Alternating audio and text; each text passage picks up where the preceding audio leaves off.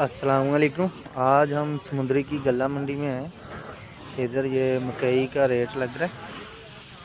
ये बोली बस स्टार्ट हो गई है। ये लोग काम कर रहे हैं, कुछ जो है वो बोली हो गई है उसकी भराई कर रहे हैं। इधर तकरीबन 10,000 से 12,000 बोरी होगी आज की। और इस मकई का रेट आज लगा है 2710 रुपये। कम से कम 2300 रुपया है आज का, और ज़्यादा से ज़्यादा 2750 रुपये। इधर काम चल रहा है, ये हम आपको बता देते हैं इसका